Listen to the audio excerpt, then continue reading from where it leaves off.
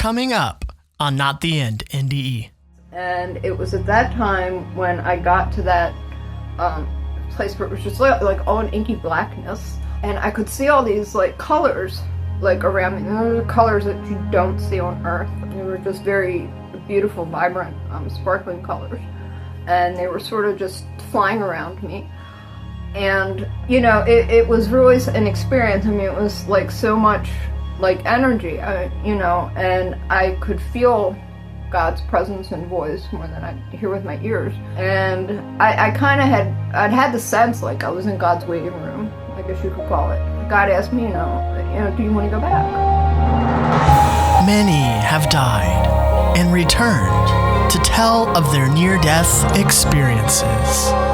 Their incredible stories revealed to the living that this is not the end.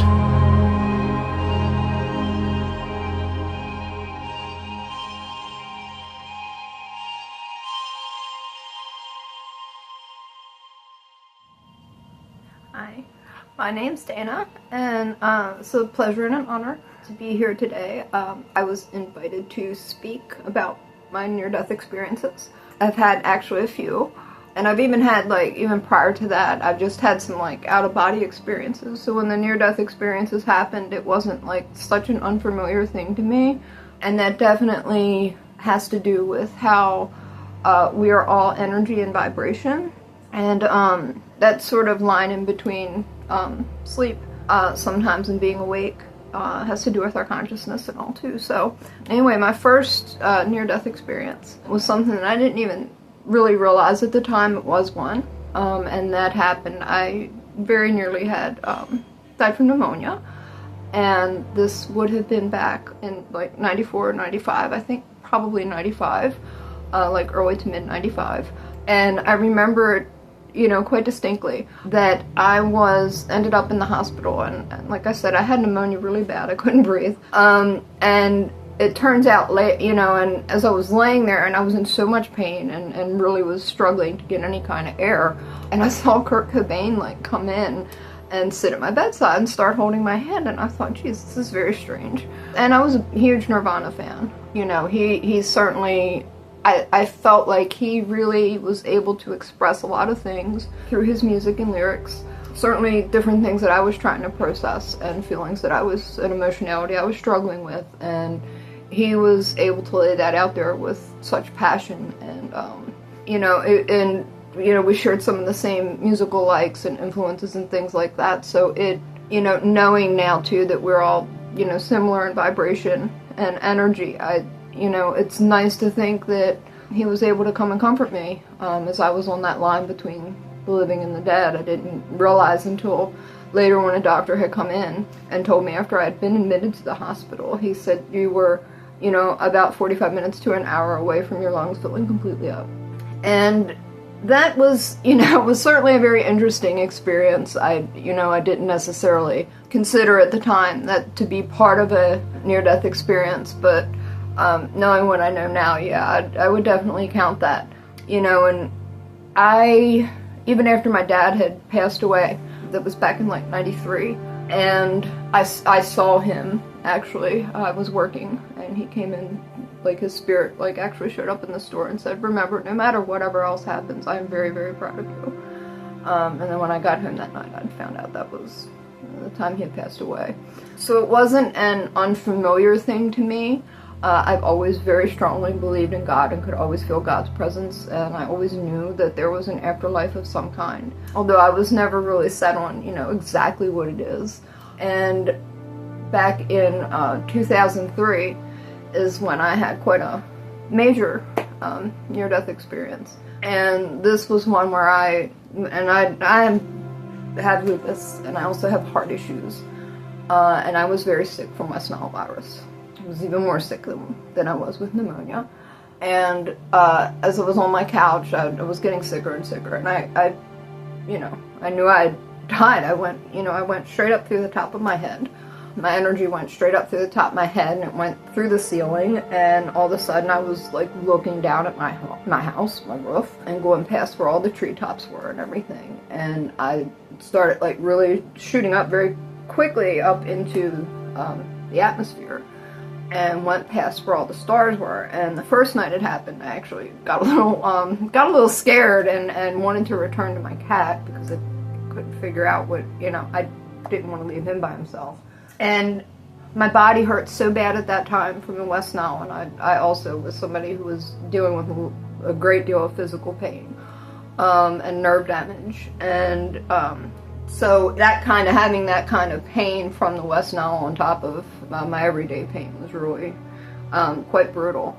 And the next night, I did the same thing. I popped straight out the top of my head and kept going, up past the ceiling and through the roof and past the trees. And it was at that time when I got to that place where it was just like all in inky blackness, and I could see all these colors around me. And those are colors that you don't see on Earth. They were just very beautiful, vibrant, sparkling colors, and they were sort of just flying around me.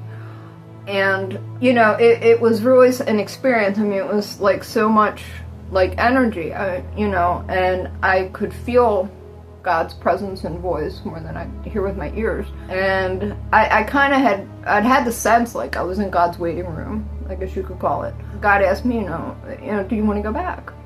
And I thought about it, and I'd felt I had taken care of my adopted mother, and she had passed a year prior, and I really hadn't had the easiest life. I had a lot of experiences, and really struggling at that time, both financially and with all the physical pain and stuff I was dealing with, and a lot of issues with CPTSD and other stuff. I was being neurodivergent. It's, and I had to think about it a minute. When God asked me, I'm not sure. I don't know. I said, if it's all the same thing again, and if there's nothing that changes, or, no, but I mean, if there's something more that there is for me to do, or something that, may change or be different for me, then sure. And God said to me, are you sure? And I didn't realize at the time that was that question carried a lot of weight. But me, silly me, thinking, well, I'll just go back and watch The Simpsons and Futurama and the late night comedy shows and, listen to records and la-di-da, And that, I can't say that didn't happen. But, God said, well, are you sure? And I said, yeah. And so I was very rudely and quickly slammed back into my body. And what I really noticed after that, not just, you really feel it in the base of your spine when you come back into your body. And knowing what I understand now about chakras and things, it kind of it even makes more sense. But I mean, there's a real feeling of a very heavy wetness when you come back into a physical body that, I didn't notice it before, but when you have nothing to compare it to, you're not going to. But ever since that happened, now I kind of notice it on a daily basis. And things I was just trying to go forward in life after that, and I did. Ended up meeting somebody, and that relationship, unfortunately, didn't turn out to be such a great one. Contained some abuse, and I've been through some things. We were together for years, but one thing that I do know, we all plan our lives prior to each incarnation. We are all energy and vibration, and we do plan our lives with God and with our soul family.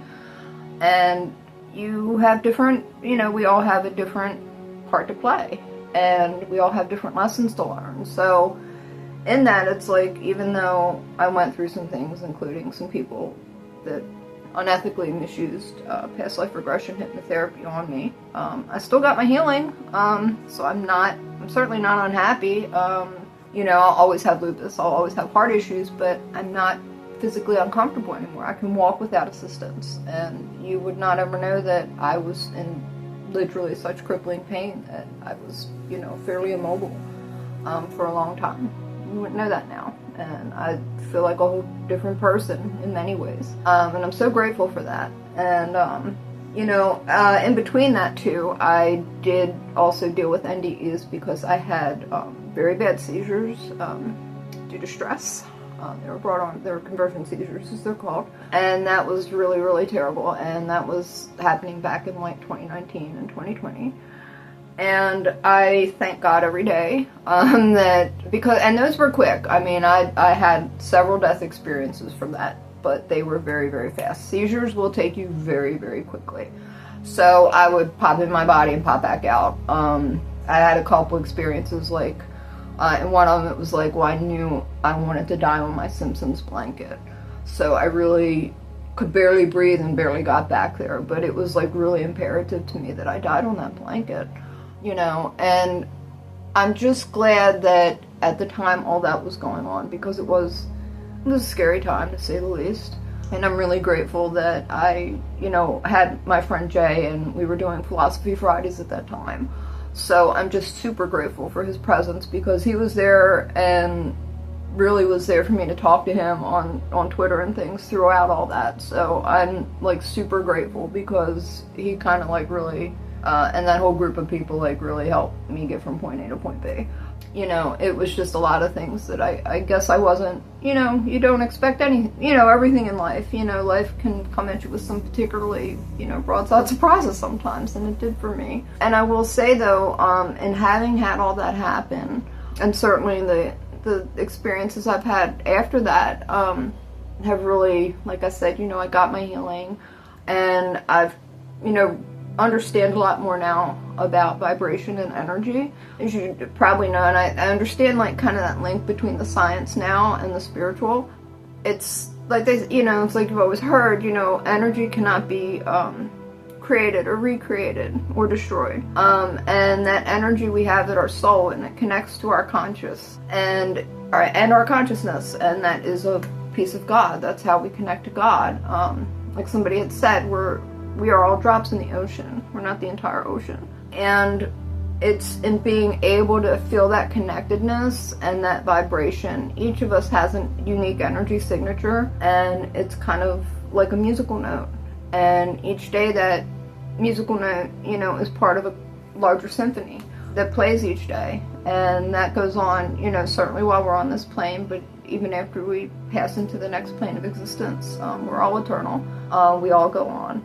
You know, and with each incarnation, you know, we may have a larger project to do with God or with our soul family, and a combination thereof. So I did survive a lot of things, and I can't say that's, you know, some of those near-death experiences weren't a little strange, but I'm still on this side of the dirt, you know, and some of these experiences might have otherwise, you know, taken me to the next plane of existence. So I have to figure that, you know, God has wanted me here for reasons, and, you know, and each day I try my best to do my best, and to, you know, be love and to help other people. And certainly I'm hoping in making this video that perhaps it may help other people to understand a little bit.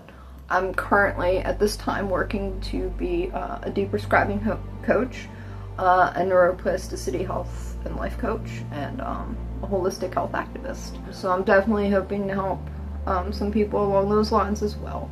I'll say some of the books that I've read too that have really kind of helped get me to cognizate a little bit more about this and come to a deeper understanding. Have some of the authors are Dr. Brian Weiss, Dr. Michael Newton, Dolores Cannon, and Richard Martini. You know, and I think too, you know, for healing as well, I'd say, you know, Dr. Joe Dispenza is excellent, and so is Greg Brayton. So these folks might help some people who have, you know, questions or have had experiences of their own as well. And like I said, you know, I've certainly had some rough times. My life isn't exactly a bed of roses now either, but I'm grateful for the healing I've gotten, and the fact that I'm able to pass that along, and certainly with the hope of being able to do that in a larger way each and every day. So in closing, I'd just like to say that please just always remember to be kind and gentle with people, have forgiveness, be able to have love in your heart for each and every person. Everybody's here for a reason. We may not understand immediately sometimes, and some people are here for, you know, maybe just a season, but it's all for a reason. We all have something to contribute, so just be love, do your best every day, and hopefully help other people do their best too. Be kind and empathetic, have love and understanding, and just try to bring something good to the table every day. And that's it. I just want to say God bless everybody. Much love.